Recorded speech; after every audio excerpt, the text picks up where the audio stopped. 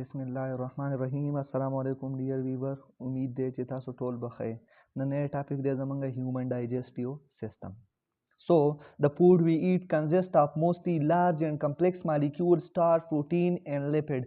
These molecules cannot cross the cell membrane. منګه چې کم فود خورو کم فود استعمالو نو دغه فود زمونږ سره په کمپلیکس او په لارج پام کې وي. کمپلیکس او لارج پام کې وي.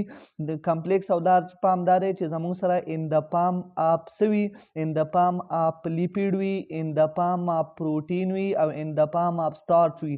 نو دا زمونږ سره فود چې کم دی د فود وی ایټ آر ان کمپلیکس آر لارج فارم نو زمونږ سره لیپید دی پروتین دی او سټارچ دا زمونږ سره په کمپلیکس فارم کې وي ان د فارم اف پیکټ وي او د دې بریک ډاون سره ضروری دی.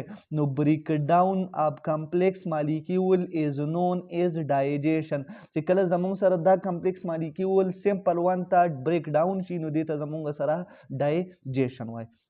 اوس دا کم کمپلیکس مالیکول چې دي نو دا زمونږ سره کراس کولی نشي سیل ممبرین. لکه لیټ سپوز دا زمونږ سره لیټ سپوز سیل ممبرین دی او دا زمونږ سره پروتین ارینجمنټ دی. نو اوس زمونږ سره لیټ سپوز دا فود مالیکول دی دا په کمپلیکس فارم کې دی. اوس دا د دې نه پاس کېدل څه دي مشکل دي. د کمپلیکس مالیکول کین ناٹ پاس فرام سیل ممبرین. سو زمونږ سره چې کمپلیکس مالیکول دي دا سمپل ته کنورټ کول دي او سمپل ته څنګه کنورټ کیږي موږ ډسکس کوو. سو سیل کین ناٹ یوز دیم فار انرژي اینڈ گروث. اوس چې دا کمپلیکس مالیکول دي نو دا سیل ته تللی نشي. چې سیل ته تللی نشي نو د سیل انرژي نشي اخیستی. موږ فود د څه عمل لپاره کوو؟ دې لپاره کوو چې موږ ته انرژي میلاو شي. نو چې د دې نه موږ ته د کمپلیکس نه انرژي نشي میلاویدی نو د دې به څه کیږي بریک ډاون کیږي. Therefore the food molecule must be broken down into smaller molecules that can pass through the cell membrane. نو اوس د دې وجې نه به دا فود مالیکول بریک ډاون کیږي. سمالر مالیکول ته بریک ډاون کول پکار دي چې دا زمونږ سره د ممبرین په ذریعه پاس شي او موږ له څه راکړي انرژي راکړي. اوس زمونږ سره څه سټیجز دي چې انټیک اف فود انجیشن از فالوډ بای ډایجیشن. زمونږ سره فسٹ اف آل انجیشن. انجیشن څه ته وایي؟ انجیشن چې کله فود انټیک کې فود اخلي نو دې ته زمونږ سره انجیشن وایي. مثال کې طور پر فود ته وخوړ نو دا ته واخیست نو دا ستاسو انجیشن شي. د انجیشن مین د انټیک اف فود اخیستل تا انجیشن وایي. سیکنډ نمبر بیا د انجیشن نه بعد ډایجیشن دی او ډایجیشن مطلب دا دی چې د بریک ډاون اف فود. اوس چې خولې ته خوراک دننه شو نو اوس به دې نه د ډایجیشن پروسس سٹارټ شي وذ د هیلپ اف ټیث به بریک ډاون شي. بیا به ځي د ایلیمنټري کینال په ذریعه سټمک ته او په سټمک کې به نور د دې انزایمټیک بریک ډاون کیږي ورسره په سمال انټسټاین کې. نو زمونږ سره د موت نه د دې څه جوړو شه ډایجیشن شروع شه. نو د انجیشن نه ډایرکټلی بعد څه شروع شه ډایجیشن شروع شه. اوس چې زمونږ سره کم کمپلیکس مالیکول دي کمپلیکس لارج او نان ډیفیوزیبل نو زمونږ سره کمپلیکس به څه ته کنورټ کی سمپل ته لارج به سمال ته کنورټ کی او نان ډیفیوزیبل به ډیفیوزیبل ته کنورټ کی. د دې مطلب دا شو چې کمپلیکس مالیکول لري چې لیټ سپوز پروتین دی نو پروتین به اماینو ایسډ ته کنورټ کی. نو دا زمونږ سره کمپلیکس سمپل ته کنورټ شو. دې نه علاوه زمونږ سره چې کم په خوله کې فود بریک ډاون کیږي نو دا لارج مالیکول څه ته کنورټ شو سمال ته. او ډیفیوزیبل او نان ډیفیوزیبل مطلب دا دی چې کله فود سمال انټسټاین ته ورسي نو دې دلته کمپلیټ ډایجیشن نو بیا د ډیفیوزیبل شي بیا د بلډ سره میلاویږي. د دې نه مخکې د بلډ سره نشي میلاویدی. نو هغه پروسس چې په هغې کې فود بریک ډاون وشي ډیفیوزیبل ته کنورټ شي د نان ډیفیوزیبل نه د کمپلیکس نه سمپل ته کنورټ شي او د لارج نه سمالر ته. نو دې ته زموږ سره ډایجیشن وایي. with the help of enzyme action د انزایم په ذریعه خوله کې هم انزایم دی او په سټمک کې هم انزایم دی او په سمال انټسټاین کې هم انزایم دی. نو د انزایم په ذریعه چې کله فود بریک ډاون شي نو دې ته ډایجیشن وایي.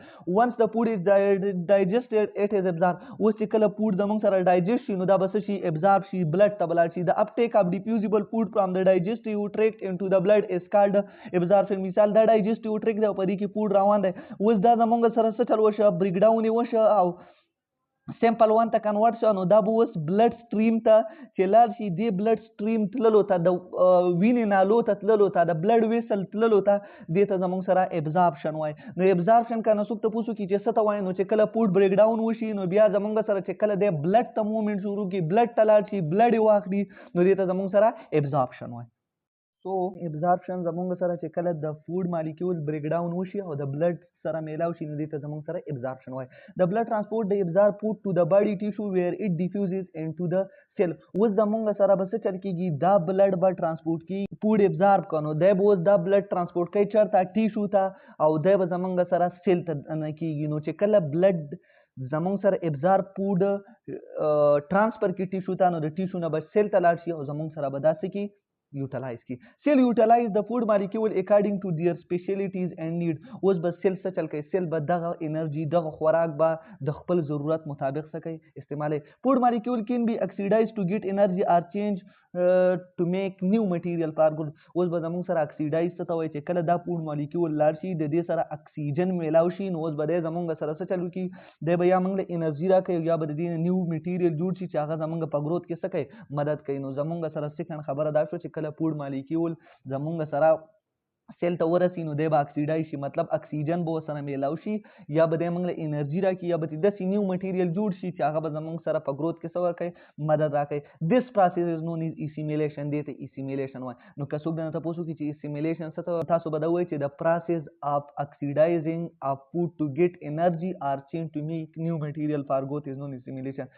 ناٹ آل د فود وی ایټ از ډایجسټډ. اوس زمونږ سره چې کم ټول خوراک موږ کوو نو دا ډایجسټ کېږي نه، no a considerable amount of food is not digested and it's in a waste material which the body must get rid of. اوس زمونږ سره چې let suppose کم فود دی نو هغه لاړی خو ټول فود به نه ډایجسټ کېږي. نو چې کم فود نه ډایجسټ کېږي نو د elimination or removal of undigested food in pieces from the body is called egestion. اوس چې زمونږ سره کم elimination د removal of food زمونږ د باډي نه چې کم removal of food وشي undigested food نو دې ته زمونږ سره egestion وایي. human digestive system consists of long tube called alimentary canal and associated gland. زمونږ سره human digestive system په long tube چې هغې ته alimentary canal وایي او په associated gland باندې مشتمل دی. هغه به انشاءالله موږ په next lecture کې study کوو. خو زمونږ سره شارټکټ ریویژن دا شو چې پهله انجیشن اپ فود کېږي.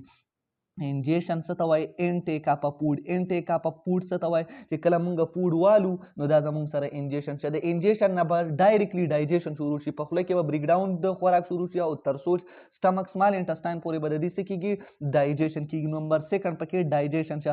نمبر تھرډ به پکې څه کېږي، اوس چې دا فود ډایجیشن نو دا به ځي او د بلډ سره به میلاویږي او چې د بلډ سره میلاویږي دې عمل ته وایي ابزارپشن.